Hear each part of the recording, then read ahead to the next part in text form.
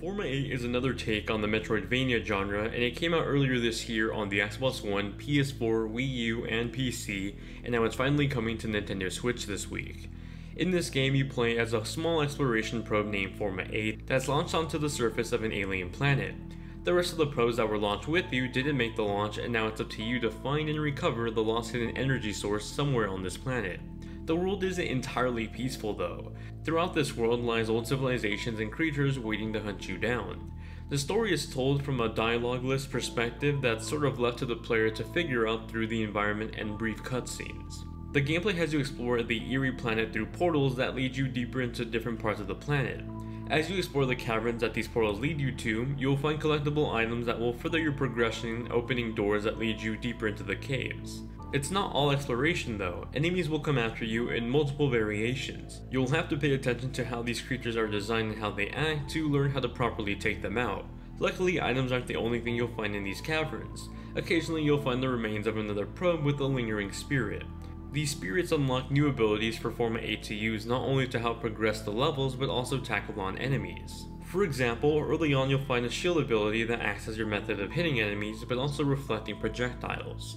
These ability unlocks start off pretty evenly paced, but the gap between them starts to grow in the middle of the game. So ultimately you end up with a few unlocks at the beginning, a pretty large gap in the middle, and 2 more unlocks towards the end. Forma 8 follows the traditional scheme of other Metroidvania games that has you explore an open world, and as you gain powers you'll be able to backtrack to old locations and unlock new routes with your newly found powers. It tends to follow the genre's basics to a T, with the big differentiating factor being how Forma 8 controls.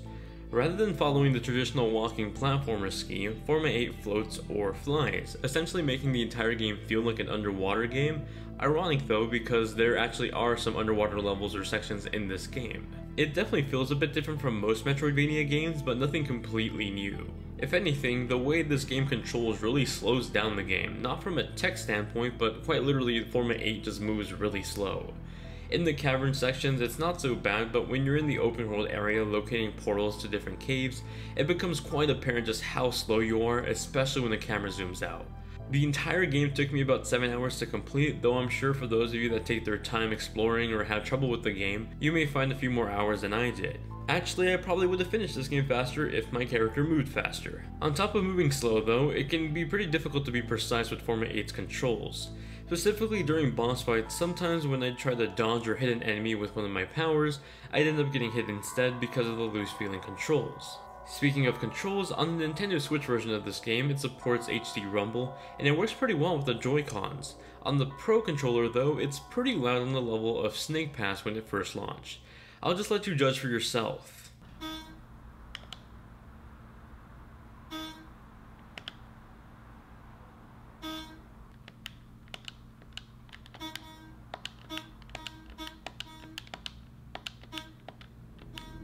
As for the use of HD Rumble, it's alright. It triggers with enemy interactions and collecting objects.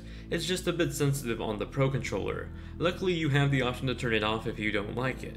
In terms of the visuals, Forma 8 kills it. The backgrounds look absolutely beautiful, while the foregrounds take on dark silhouettes that separate the interactable objects from the background.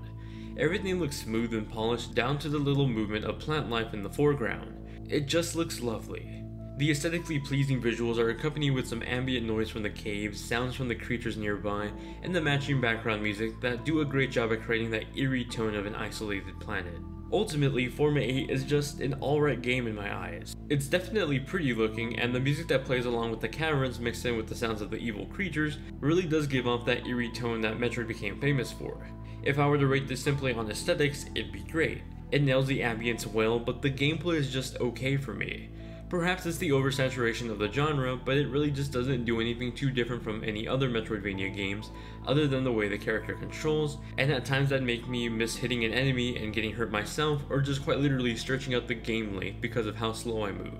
The changes feel like they were made not for the sake of being better or interestingly different, but rather different for the sake of just being different. If you're eager for a Metroidvania game and for some reason you haven't picked up any other game in the genre yet, you may want to try this out, but even then I'd say maybe wait for a sale or just pick up something else in the genre instead. Forma 8 isn't terrible by any means, it's just not particularly interesting or great that does something special that would get me to say, yeah, you should definitely pick this game up over something like the recently released Wonder Boy the Dragon Trap.